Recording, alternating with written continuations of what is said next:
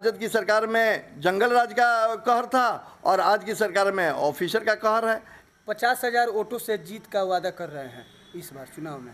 हाँ, जमानत बचा लें इस बार के चुनाव में, उनके लिए वही ज़्यादा विकास है उनका, वो कागज़ पर तक ही सीमित रह गया है। उस गांव के लोग, उस पंचायत के लोग उनको तिरस्कृत नहीं करते, वहाँ से उनको गो बैक का नारा नहीं देते। एनडीए की सरकार यहाँ काम की होती, आपको मध्य प्रदेश के मुख्यमंत्री आ रहे हैं, कभी राजस्थान के मुख्यमंत्री आ रहे हैं, कभी उत्तर प्रदेश के मुख्यमंत्री आ रहे हैं, इनको आने की क्या आवश्यकता थी? क्या बिहार में नेता की कमी है क्या? नमस्कार, आप देख रहे K9 भारत टीवी लाइव और मैं क्षितिज राज। अभी हम मौजूद है जन स्वराज के प्रत्याशी चुन्नू पांडे उर्फ नंदेश पांडे जी के पास, जो कि हम जानना चाहते हैं कि जो 11 नवंबर को चुनाव होने वाला है, इसमें जनता का कितना समर्थन मिल रहा है और क्या मुद्दा है, और दूसरी बात कि जन स्वराज को लेकर कितना समर्पित है, इन सब जानने का प्रयास करेंगे। सबसे पहले मेरे चैनल में आपका स्वागत है सर।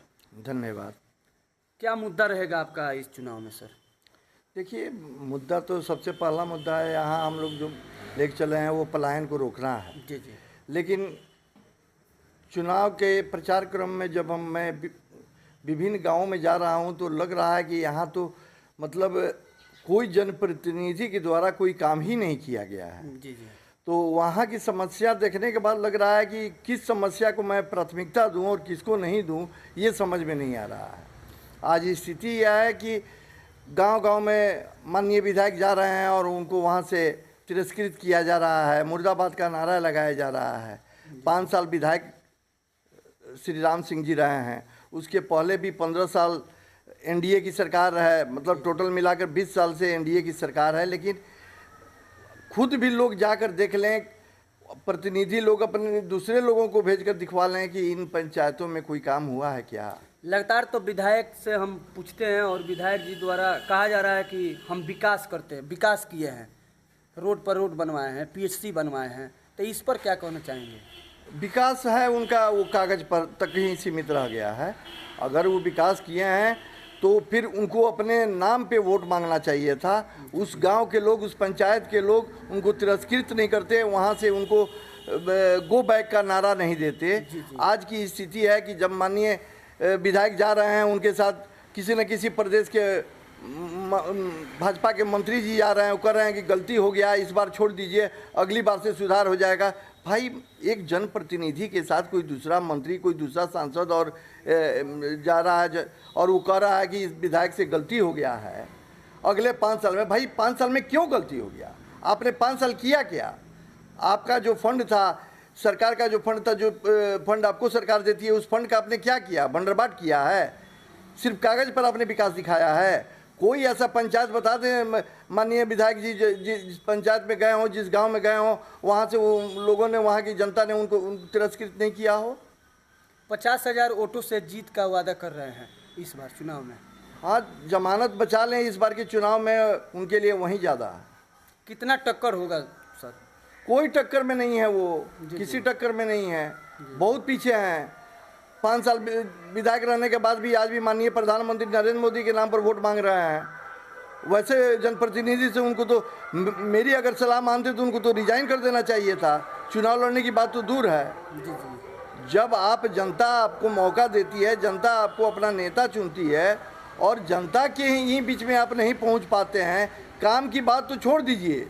लोग कह रहे हैं कि 5 साल में ये दशहरा में जो एक बार नीलकंठ देखा जाता है, उस तरह भी इनका दर्शन नहीं हुआ है।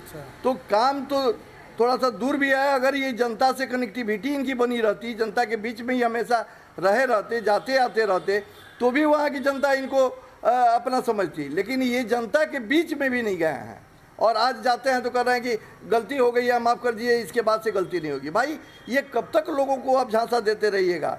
कब तक लोगों को बेवकूफ़ बनाते रहिएगा? 20 साल की एनडीए की सरकार से जनता ऊब चुकी है और वो पूर्णतः मन बना चुकी है कि मुझे बदलाव करना है। लोगों का जो जन समर्थन मिल रहा है, लोगों का अपार प्रेम जो मिल रहा है, वो इस बात को दर्शा रहा है कि जनता बिहार में भी बदलाव लाना चाहती है और बगहा विधानसभा में भी बदलाव लाना चाहती है। बगहा विधानसभा क्षेत्र के विभिन्न गांव पंचायतों में आप जनसंपर्क लगातार कर रहे हैं, कितना जनता का समर्थन मिल रहा है? बहुत भरपूर समर्थन मिल रहा है। रात के अंधेरे में भी जनता हमारा इंतजार करती है कि जन सुराज के प्रत्याशी हमारे बीच में आए और उनसे हम लोग अपनी बातें करें और हमारे साथ मतलब दर्जनों किलोमीटर वो पैदल हमारे साथ चलते हैं, रात में भी बरसात में भी। उनका ये सहयोग ही हमको मेरे मनोबल को इतना आगे बढ़ा रहा है कि हम लोग 20 किलोमीटर 25 किलोमीटर भी पैदल चलने में कहीं कोई परेशानी नहीं हो रही है। समर्थन को देखकर क्या लग रहा है आपको? इस समर्थन को देखकर मैं बहुत भाव विहलित हो जाता हूं कि भाई आज ये जनता कितनी त्रस्त है ये 20 साल के एनडीए की सरकार में कि आज हम लोग जन सुराज को लेके आए हैं तो जनता का इतना सहयोग मिल रहा है और जनता वो कह रही है कि नहीं इस बार निश्चित रूप से जन सुराज की सरकार बनेगी और बदलाव बिहार में होगा। जन सुराज के सूत्रधार प्रशांत किशोर जी आप पर विश्वास किए हैं और टिकट दिए हैं, कितना साबित होंगे आप? अक्षरशः मैं ये साबित करके दिखाऊंगा। बगहा की जनता का जो विश्वास मिल रहा है, बगहा की जनता का जो प्रेम मिल रहा है, इससे ये लग रहा है कि मुझे बगहा की जनता अपना प्रतिनिधित्व करने का मौका देगी और प्रतिनिधित्व करने का मौका देती है। मैं यहाँ का विधायक बनता हूँ तो निश्चित रूप से अक्षरशः उनके इस विश्वास का पालन करूँगा और जनता के बीच में ही रहूँगा, जनता की समस्याओं के साथ ही जूझता रहूँगा। मुझसे जितना बन पड़ेगा, कोई किसी पंचायत किसी गांव की जनता को यह शिकायत करने का मौका कभी नहीं मिलेगा कि हमारा जनप्रतिनिधि हमारे बीच में नहीं है, हमारा जनप्रतिनिधि विकास का काम नहीं किया है, हमारी ये समस्या है उस पर हमारा जनप्रतिनिधि ध्यान नहीं दिया है। एक सर मुद्दा है कि लोगों द्वारा कहा जा रहा है कि बगहा का राजस्व जिला और ब्लॉक में या कहीं भी घुस देना पड़ रहा है। आपकी सरकार आती है, चाहे जनता आपको चुनती है बगहा विधानसभा से, तो क्या इस पर क्या कहना चाहेंगे आप? निश्चित रूप से जो मेरी पहली प्राथमिकता है वो बगहा को राजस्व जिला बनाना है। जी। अगर मैं बगहा का विधायक चुन के आता हूँ तो इसके लिए मुझे जो कुछ भी करना होगा बगहा को राजस्व जिला बन के रहेगा और इसमें कहीं कोई ये दो मत नहीं है कि अब बगहा को राजस्व जिला बनाने से कोई रोक सके। बाकी और जो समस्या है वो तो सामने है ही, उस समस्याओं पर सारी समस्याओं को हम लोग एक साथ उसको रखकर ये करें, उस पर विकास की ओर हम लोग बगहा को आगे बढ़ाएंगे। एक बगहा विधानसभा को आदर्श विधानसभा बनाने का प्रयास करेंगे। और जो पलायन का जो सबसे बड़ा मुद्दा है वो तो देख ही रहे हैं, वो तो हर जगह से वही मुद्दा है।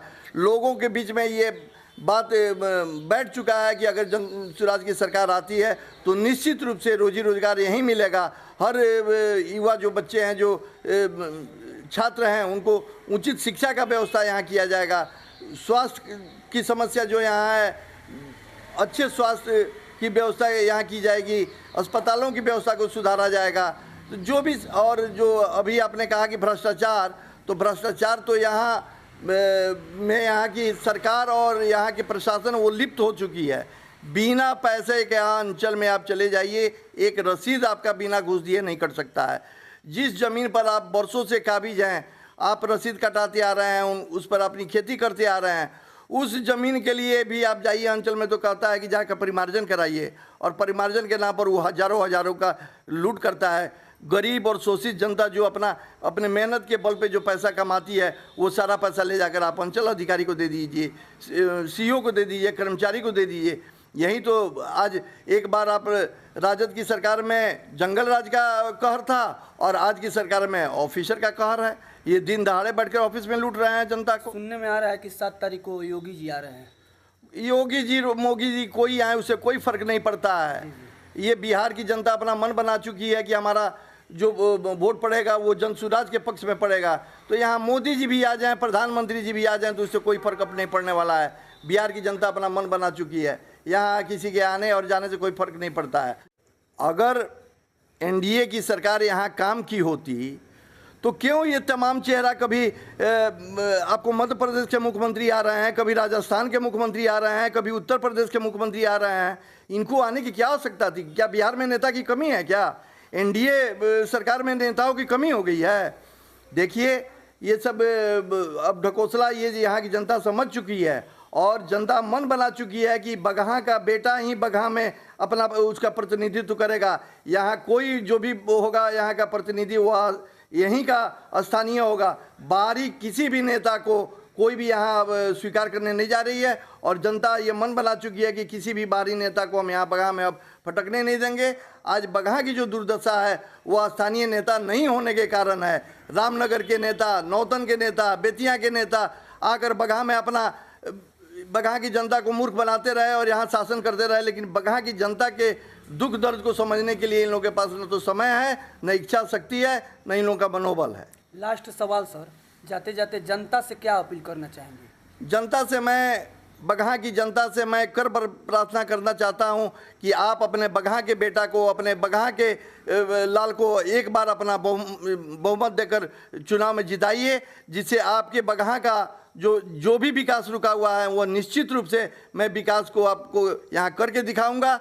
आप, मुझे पूर्ण विश्वास है कि बगहा की जनता मेरी बातों को स्वीकार करेगी और निश्चित रूप से 11 तारीख को जो वोट का दिन है उस दिन जन सुराज के पक्ष में जो मेरा चुनाव चिन्ह है स्कूल का बस्ता, उस पर अपना जाकर वोट देगी और मुझे बगहा का प्रतिनिधित्व करने का मौका देगी।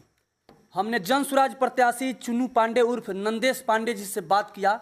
इन्होंने बहुत सारा बात बताया कि यहाँ पे विकास के नाम पर सिर्फ जनता को ठगने का काम किया है एनडीए की सरकार, और इस 2025 के विधानसभा चुनाव में जनता बगहा के बेटा को ही विधायक के रूप में देखना चाहती है और इनके द्वारा लगातार जनसंपर्क अभियान भी किया जा रहा है। और इस कमेंट बॉक्स में आपका राय क्या रहना चाहिए, आप जरूर राय दें।